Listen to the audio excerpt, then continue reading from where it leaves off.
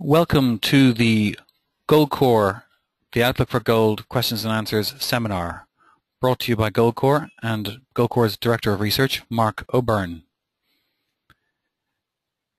In this webinar, we will cover a number of very interesting themes that are driving the gold market and extrapolate as to how they might affect the gold market going forward. Our agenda today is a brief introduction with myself, the moderator, and Marc, our host. We're going to discuss the outlook for gold, when to sell gold, and at the end we're going to have a questions and answers section. In the console, you should see a questions section, and you can type in questions throughout the presentation.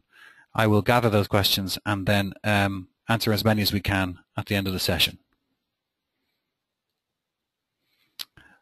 So, as I said, my name is Stephen Flood. I'm the Director of Bullion Services here at Goldcorp.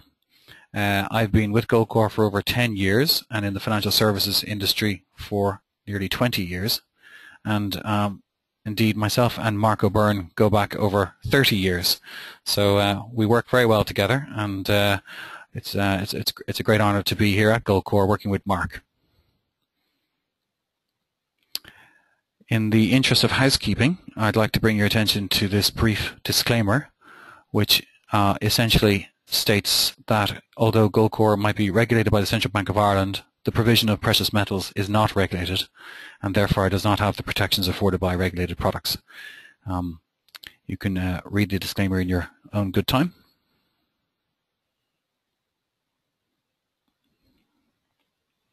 This presentation will be recorded on YouTube as well, so you can always go back.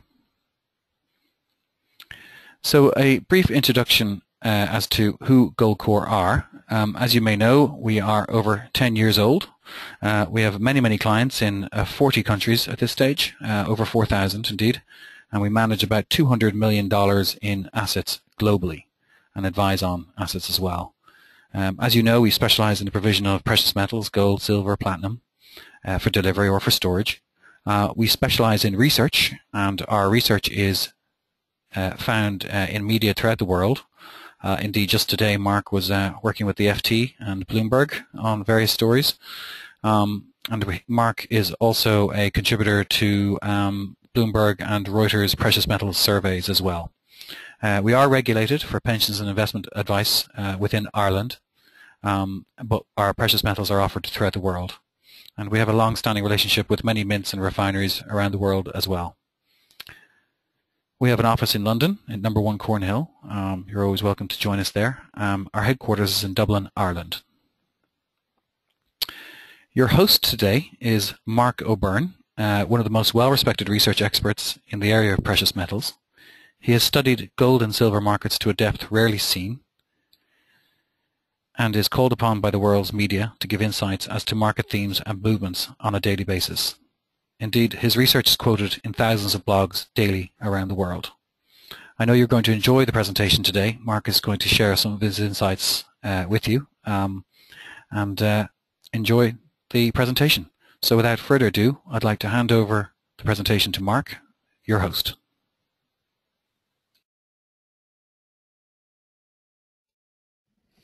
Thank you very much for that, Stephen, and thank you very much for joining us today on this webinar. It's great to have so many people from around the world on the webinar. We have people from all over Europe here this evening, and indeed we have many people in America, both at lunchtime and in the morning time for some of the attendees in America. So thank you for taking the time. I know in the busy lives we lead today, it's difficult to put aside an hour of our time for a webinar such as this, but I think you will find it of interest and of value, and I hope you do so indeed. So thank you again for joining us.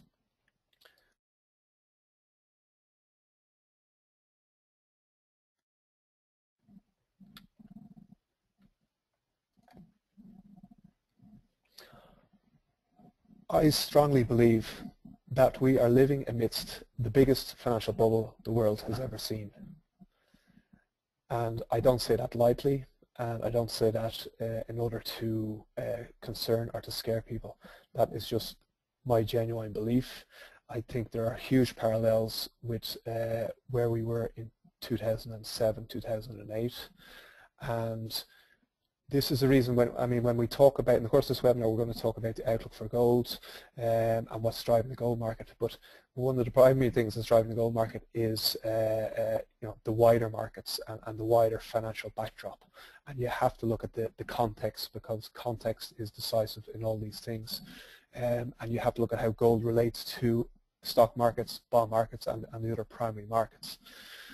So, yeah, we believe that there are huge financial bubbles out there and huge risks out there. So why do we say that? Well, the primary reason we say that is the fact that stock markets and bond markets are, most of them are at all-time record highs. And we can clearly see this in the first chart here. We can see that this is the S&P 500, so this is the benchmark global stock market indices from January 1986 through to yesterday, September 16th, 2014. And you can see the huge run-up in stocks in the last 30 years, but particularly since early 2009. And this chart is very interesting because we believe there are parallels and indeed the risks today of a very significant correction in stock markets of the order of 20–30%, and indeed the risk of an actual stock market crash are quite high and very much underestimated by the mainstream. If you look at this chart, I think it's very interesting. If you look at the October 1987 crash, when the S&P fell, I believe of the order of about 20% in one day. It actually looks like a minor blip now with hindsight. But we believe that the risk today is on a par of what was seen in 1987, on a par of what was seen in 2000, on a par what was seen again in 2007. You can see 2000, a lot of people and I suppose financial analysts talk about the NASDAQ bubble, but it was much more than a tech bubble. There was actually a stock market bubble at the time, and you can see that clearly in the huge correction that was seen throughout that period from 2000 into 2001. Obviously September 11th took place, and that dramatically changed the geopolitical backdrop. George Bush was in power at the time, and I suppose his foreign policies led to quite a degree of geopolitical uncertainty, but at the time we actually focused more on his economic policies and his fiscal policies, which were he spent money like a drunken sailor, and he put America into a very difficult position financially, and there were huge budget deficits every single year. This contributed to the decline of the stock market in that period, and indeed, the first Iraq War, there was quite a significant sell-off in early 2003. Market bottomed around then, and then we saw the strong gains that we're seeing up until the 2006-2007 period. At this point in time, we were clearly warning that this is a very significant bubble that we are seeing in markets again. The consensus at the time was there is no bubble, this is a new paradigm, there's nothing to be concerned of. Very soon afterwards, we saw problems with Northern Rock, the UK bank, Bear Stearns in the US, and then the Lehman Brothers crash. Interestingly, the Lehman Brothers bankruptcy was 7 years ago today. So it's a very interesting chart to see where we are. And the reason why we're here, we believe it is not simply there has been a recovery in the U.S. economy, but we believe the recovery in the U.S. economy is greatly exaggerated. We believe that the recovery is purely to do with this chart here on the bottom right-hand corner, which shows total central bank assets. So this is basically the chart from the bottom left to the top right. The green line shows the increase in central bank assets. What that means, that's actually quantitative easing, and the combination of quantitative easing from the various central banks. It's the printing of money, or more accurately, the electronic creation of money to buy government bond and debt monetization that we've seen in recent years. This has led to levitating stock markets, as we see in the top left-hand corner, and also levitating bond markets, as we see in the top right-hand corner. The US 10-year markets, 30-year market, they are near all-time record highs and all-time record lows.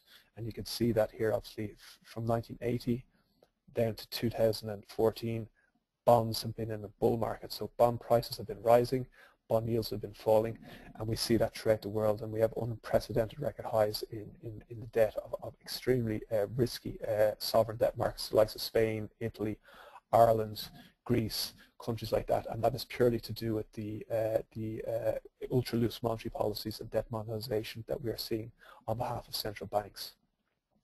The other reason that bond markets and stock markets are at all-time record highs is due to ultra-loose monetary policies that has led to ZIRP, or zero interest rate policies, and we can see that in the bottom right-hand chart as well. We have most of the major central banks are near 0%, and that's absolutely unprecedented. And there's talk of actually NIRP, N-I-R-P, or negative interest rate policies.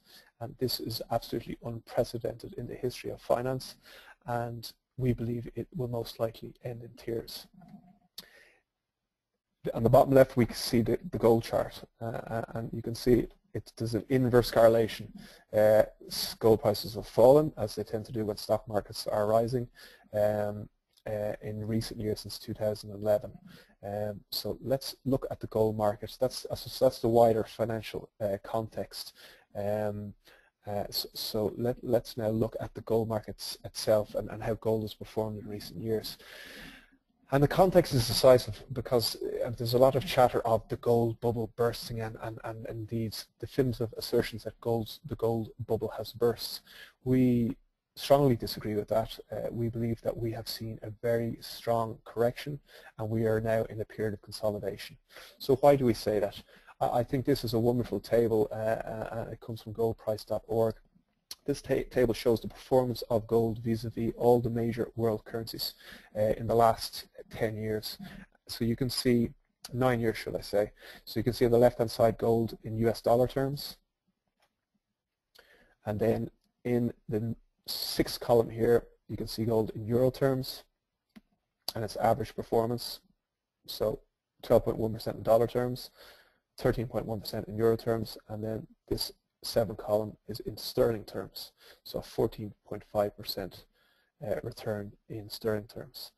And this table basically shows, there's a lot of the coverage is that the gold price had risen a lot, and gold prices are rising, and indeed they did. But what's actually happening is fiat currencies or paper currencies are being devalued versus gold. We have competitive currency devaluations whereby everybody is trying to have a weaker currency vis-a-vis each other, and that is leading to currencies, fiat currencies, paper currency, electronic currencies that we have today falling in terms of gold.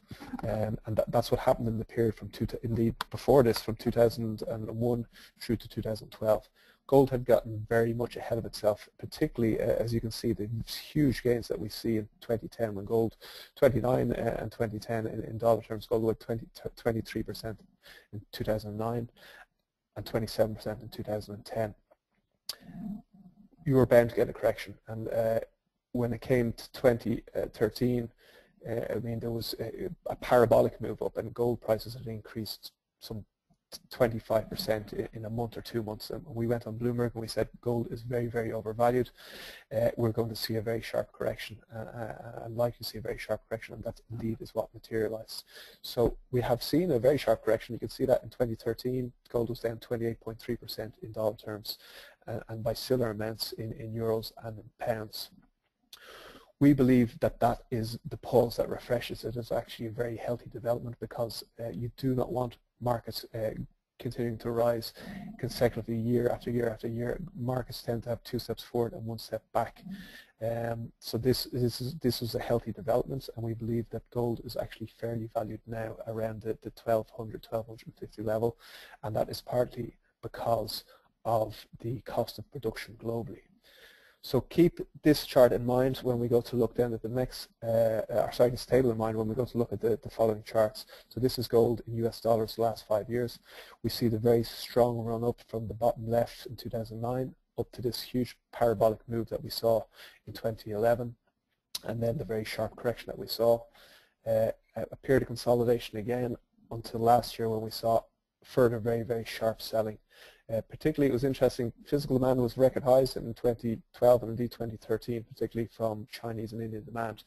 Where this selling and this weakness materialized was actually from the COMEX and from the electronic and paper gold market.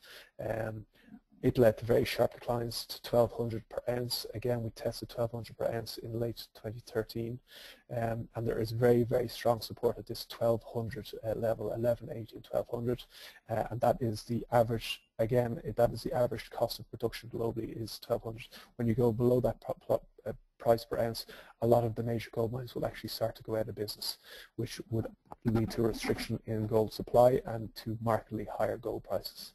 So there is a floor under the gold price at that level. That's not to say it could go below those levels, but it's unlikely to go much below those levels, and it's unlikely to go below that level for long periods of time. And this is the longer time frame, and I suppose we've covered that. But this period we can see between 2012 and 2014, to us it very much looks like a period of consolidation between 1,200 and 1,400. So there's resistance at the 1,400 level, there's support at the 1,200 level. It's a very, very healthy period of correction and consolidation, and exactly what was needed. And it's very akin to the periods that we saw in 2006, 2007. There was a similar period of correction and consolidation. And lots of people said the gold bubble had burst when gold got up above 750 it was, and then fell very sharply down as low as 550 and 600. Similarly, there was another sharp correction in this period here, you know. So this, as I said, it's 2 steps forward, 1 step back. We've had the 1 step back as far as we're concerned, and given the financial backdrop, we believe that the gold bull market will resume in the coming months. This is interesting. Gold has quite strong seasonal characteristics. We were quoted by this in Bloomberg recently. The bottom chart here is the Bloomberg chart of the day from two weeks ago, and it clearly shows that September has been the strongest month to own gold over the last 20 years. The seasonal strong period is basically from, you have a summer doldrum period in May, June, July, and then when people start to return to the markets in late August and into the autumn, you tend to see a stronger period for gold, and that continues into January and February. Why is that? Well, I suppose a lot of it is to do with Indian demand. Indian demand is one of the primary drivers of the price, and the Diwali Indian festival is coming up soon. That tends to be in October, and it leads to strong demand from India, and there are other festivals in India this time of year that lead to strong demand from India. There's also the phenomena of Chinese demand, and Chinese demand is something that has been vastly underestimated for years. We've talked about a paradigm shift because of Chinese gold demand. Chinese people were actually banned from owning gold from 1950 to 2003. The market was liberalized in 2003, and now we're seeing per capita consumption of 1.3 billion people, increasing from a near zero base. That feeds into this seasonal strong period, because the Chinese New Year is when the Chinese tend to buy gold in large volumes, and that is in January. So oftentimes the wholesalers are stocking up in the autumn period, you know. So yeah, it's just an interesting indicator, and oftentimes it's wrong, but it can be a guide. It tends to be more for traders, and actually traders look at this, and they look at the Trader's Almanac, and they because they see the patterns from recent years, it can become a self-fulfilling thing with regards the seasonal trends in gold.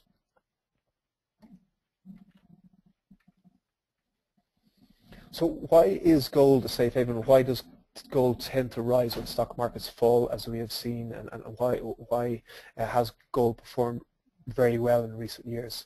Well, gold is a form of money. It's the oldest form of money in the world, and why is that? Well, gold is very, very rare. This slide is one of the most popular slides that we had in our award-winning and one of the most widely watched videos on gold bullion, which can be watched on YouTube. And this slide basically shows the size of the global physical bullion market. So all the gold in the world that's been mined since the dawn of time, if you combined all that gold together and you refined it and you made it 0.999 pure and you made it into one giant gold bar, gold Q bar, shall we say, it would fit on the center court of Wimbledon. So it's extremely, extremely rare, and by its very nature, when things are rare, they tend to command the value. When there is uncertainty in markets, people like to park money in gold because they know it will retain value, as it has retained value throughout history. Indeed, there's a huge amount of academic research done in recent years that shows that gold is both a hedging instrument and a safe haven asset, and that's why everybody should have a 5 to 10% allocation in a portfolio towards gold. Silver is not as rare as gold, but it's interesting because silver is both an industrial metal and also an investment metal. It's unusual in that regard. There's very few metals that have that dual purpose, and silver is a commodity and it gets used up in industry. There are huge, I'll look in the next slide now, the different applications of silver, but silver is actually used up in a huge amount of different industrial applications. You'd be amazed, it's in a huge amount of technological appliances, so the likes of iPhones and iPads and fridges and widescreen TVs. There's little filaments in silver because silver is an electrical conductor. There's also a huge amount of applications of silver in photovoltaic cells, so in the solar industry and in solar panels, silver is used, and that's a new source of demand that's come in recent years. Silver is also used in biomedical devices, and this chart basically is saying, and it's from the CPM group, they're quite respected for their research. They're saying that silver is rare, it's finite, there's only a certain amount of silver in the world. If we keep consuming silver, assume silver gets consumed unlike gold, keep consuming silver the rate that we're consuming it, it will be gone in time. So we advise clients to have an allocation to both gold and silver. They're very, very complementary, and silver is a little bit more volatile than gold, but it is, because of the fundamentals, people believe that it will outperform gold over the long term. Yeah, as I said before, silver is used in solar panels, electronics, biocide. It's used in all sorts of interesting applications in terms of its antibacterial and antimicrobial properties. So silver is used by a lot of the armies around the world now have it, little filaments of silver in the actual the military clothes and clothing that the Marines and soldiers would use because of its antimicrobial and antibacterial properties. They're out in the field and they're sweating, and possibly there could be blood, and the silver it can actually counteract that. So it's a very interesting metal in that regard. So in the light of the very, very serious financial risks that we see and this global financial bubble, we believe that banks are remain extremely vulnerable, and what we call the doom loop between the banks and the sovereigns, that hasn't been broken, and that makes the banking sector still quite vulnerable. We have done quite a significant amount of research on bail-ins, and our bail-in research was very widely received, and a lot of it went viral because people were very interested, and it was shared amongst lots of people. We basically looked at the risk of bail-ins, and a bail-in is what happened in Cyprus, whereby governments basically confiscate the savings of savers. So it's something to be cognizant of. If we do have problems again in the banking sector and another Lehman Brothers moment, we believe that is quite likely at some stage in the coming months and years, because there has been little reform of the banking system, and the banks, in terms of their liabilities, are actually bigger today than they were before Lehman Brothers. And meanwhile, the sovereigns that bailed out these banks, they didn't bail out the individual nations as is suggested. The taxpayers weren't bailed out. The taxpayers ended up bailing out these banks, and that's what austerity was. But the policies that have been put in place by the Federal Reserve, by the ECB, by the Bank of England, by the central banks around the world, is that in the event of banks getting into difficulty again, they will confiscate savings. So it's an important thing to be aware of, and gold bullion is a vital asset to own in order to protect against that possibility. The other significant risks that we've covered in great detail, and many of you will have come across our research in this regard, is currency wars. We've been covering the currency war since 2005, and basically, yeah, it has been covered quite significantly more recently by James Rickards and his two excellent books, Currency Wars and the Debt of Money.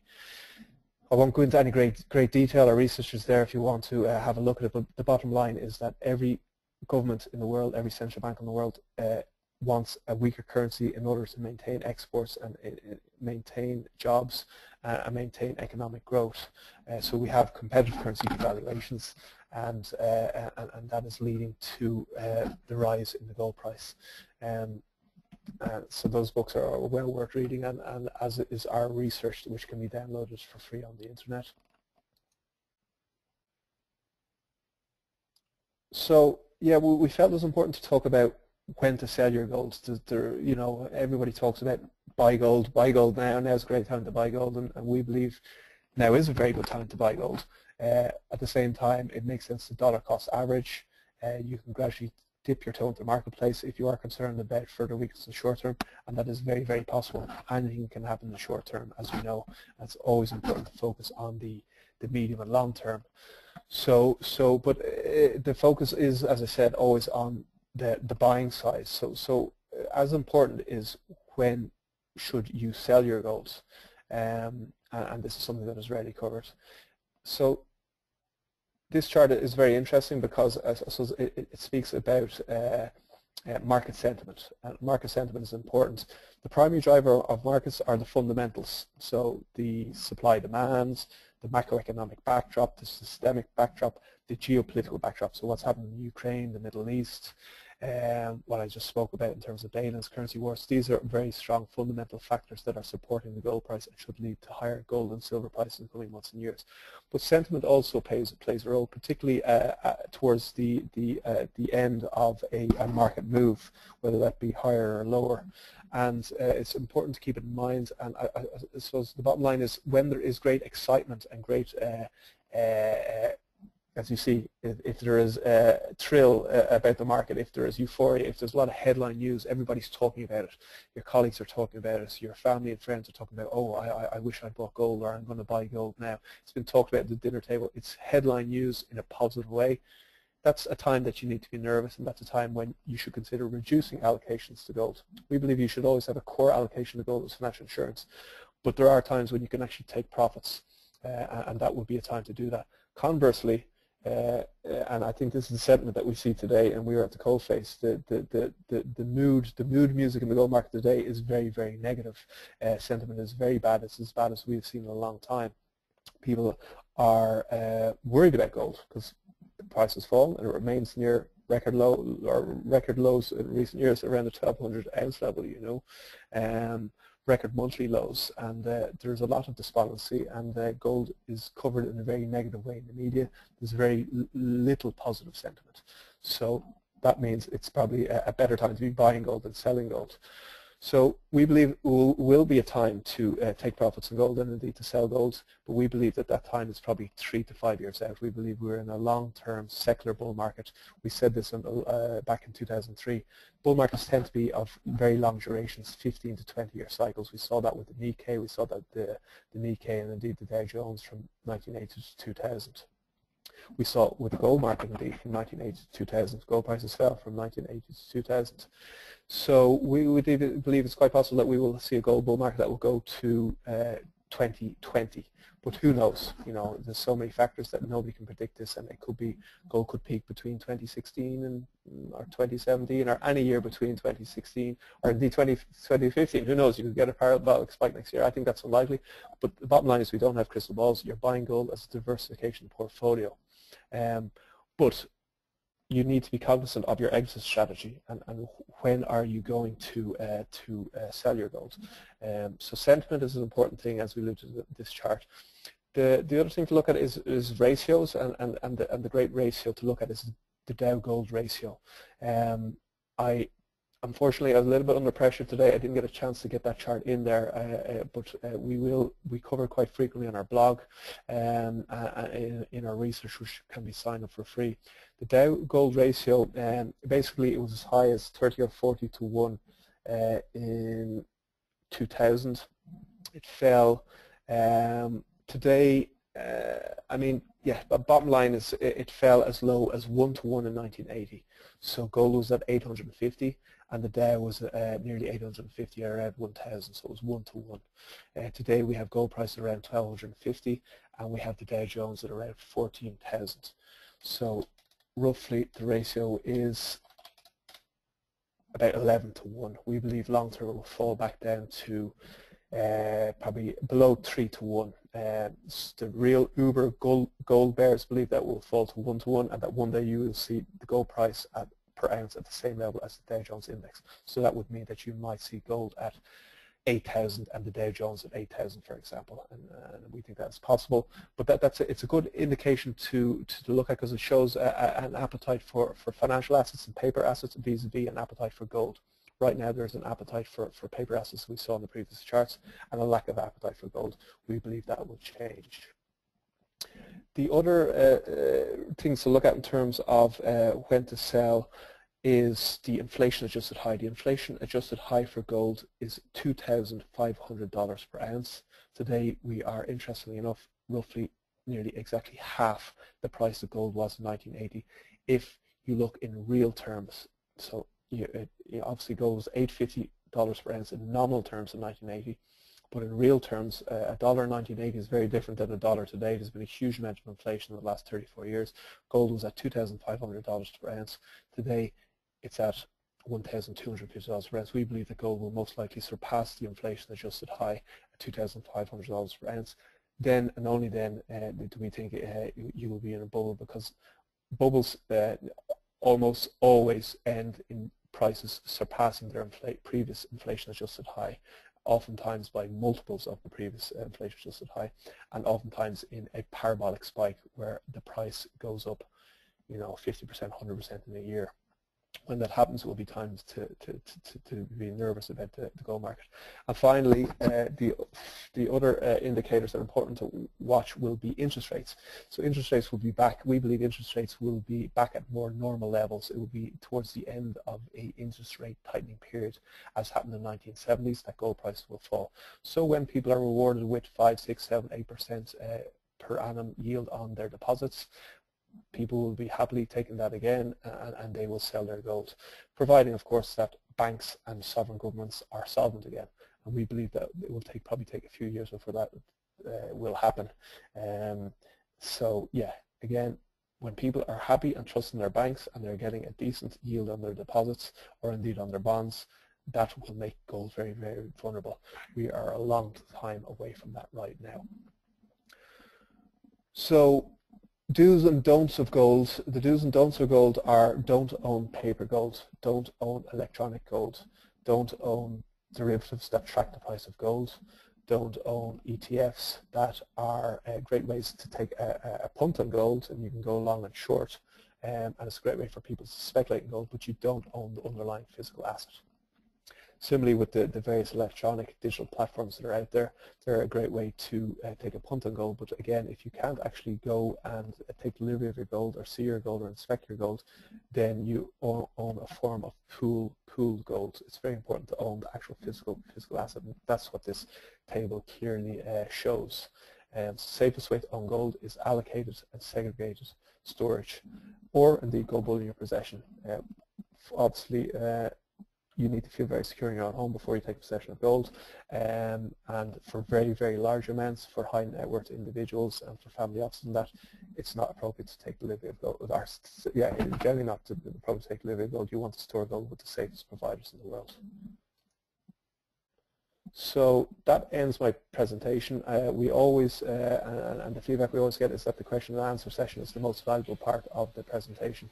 So I'm going to hand back to Stephen now. Okay, Mark, thank you very much. That was an excellent and thought-provoking presentation, and some excellent advice for today's attendees. And indeed, those who asked for a link to the recording, we will be sending on this video. As I mentioned at the top of the webinar, I have a list of questions. We've got quite a few in, actually, throughout that. And so I've organized those, and I've got the first question for you, so get ready. It's quite simple, it's straightforward. It's from Jim. How long can they keep printing money? Good question, Jim. How long is a piece of string? I mean, it's nearly impossible to know. But I suppose our guess, all we can do is take educated guesses, and we've been surprised that they have gotten away with it for so long, which suggests that maybe they can get away with it for longer, you know. But I think our feeling is that at some stage markets are going to start asking questions about these policies, and the printing of money throughout history has basically led to very, very significant inflation. It hasn't happened this occasion just yet, but we believe it will in time. We believe it's only a matter of time. So how long can they keep printing money? Yeah, I think it's quite possible that they can get away with another year or 2 years. Indeed, if we get another deflationary event whereby we see very sharp falls in stock markets, property markets are falling again, bond markets are coming under pressure again, we may actually see an increase in quantitative easing. We may see an escalation in money printing or electronic money creation. And that, of course, is very, very bullish for both gold and silver. So, short answer is we don't know in in short term, but yeah, longer term, we think that the policy option of choice will be to print, because if they don't print, you may get the Lehman Brothers events, and you may get a systemic crisis. Yeah, great comments there, and I think from my perspective, I think all eyes are on Europe now and exactly what they're going to do, because the competitive currency devaluations of other central banks, the Fed, the Bank of England, is beginning to affect obviously the competitiveness of the Eurozone. And if they want to keep exporting goods and be competitive in foreign markets, then they'll probably have to join the party. And we could be on the next leg of QE. And given how QE has affected the paper asset markets, who knows what's ahead? So it could be another year or two before this comes home to roost. But I think they've opened a Pandora's box there. Absolutely, I would agree with that, yeah. So, second question, and this is from Trudy, and it's a storage question, and she obviously is considering storing gold, and she's wondering whether she should store in Switzerland or Singapore. Which would you prefer? Well, again, there's no right answer with this one. It's very much to do with your own personal preference. They're both very, very secure locations, and I mean, we only store in the safest locations in the world, and we recommend our clients that they store in the safest jurisdictions in the world. So both Singapore and Zurich have a lot going for them, so it's not really an either or, and I think actually both jurisdictions, there is a lot of merit in actually spreading your wealth around and having your eggs in different baskets, and we believe that obviously that applies to your wider portfolio, and you should have allocations to various asset classes and be diversified. Also in the precious metals component of your portfolio, you should be diversified. And yeah, Singapore and Zurich are yeah, very, very safe given their very strong financial position, I suppose the history of protection of property and respect for property rights. So yeah, it's funny. Sometimes it actually comes down to your own location as well. We do find a lot of European clients, they like Zurich because it's very, very close to them. You know, they can jump on a plane, they can go and they can visit the vaults, they can pick up their own gold bars, they can take photos of them and take photos themselves with the gold bars. You know, not too many of them do, but the odd one does. So whereas a US client might feel, well, Singapore, it's much of muchness to me between Singapore and Zurich, therefore I like Singapore as much as Zurich. Some people have concerns about what happens with Credit Suisse and UBS in terms of the pressure that was put on them in terms of the US government, and they think that similar pressure could be put on the Swiss government. I don't actually believe that, and I don't think most people who know much of the history of Switzerland and indeed the culture of Switzerland believe that will happen in terms of private bullion storage. It's a very different kettle of fish to the regulated global banking industry.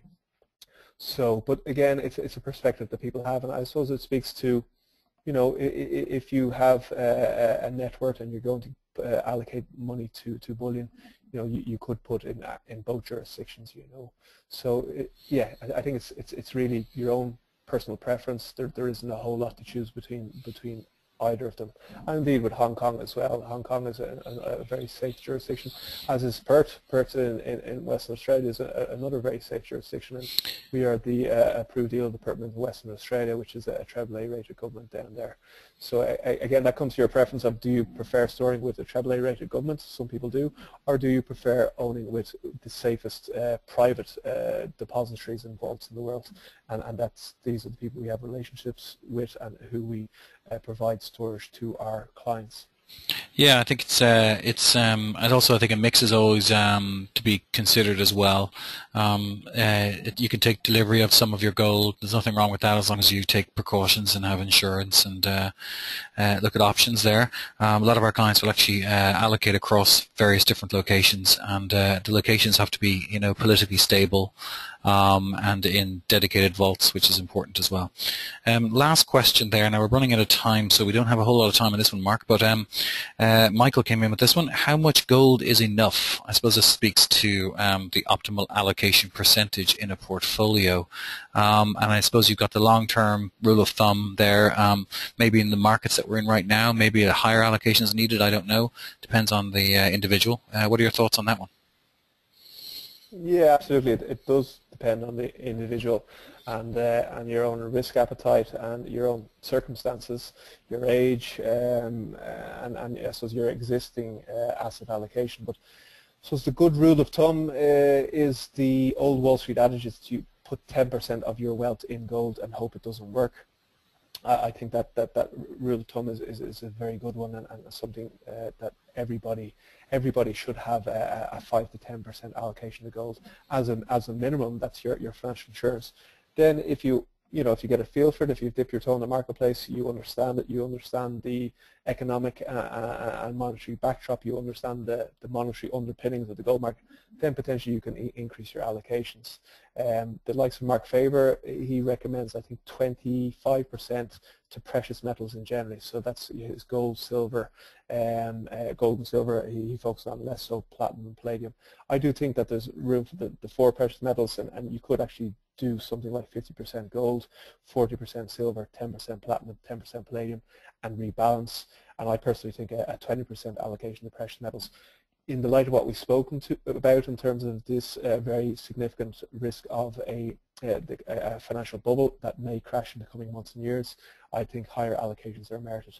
But again, it's as you said, Stephen, it's very much about your own personal position and your risk appetite and your understanding of the marketplace. Before you allocate to gold, you need to do your research and you need to understand it and get comfortable with it, and that's indeed why we're here. We put a huge amount of research that can be downloaded, and indeed we're always available for phone consultations. All right, so, you're taking all my time here. Enough. Okay, now so that's apologies. That's okay. It's all good. It's all good advice. So just moving on, that's the end of our question and answer section. The conclusion, I suppose, just to sum up, don't settle for anything except bullion in your hands, and silver. Allocated and segregated storage, it's always a good idea. It's got to be, I suppose, you have to have legal line of sight to your gold. Basically, the less middlemen, the better.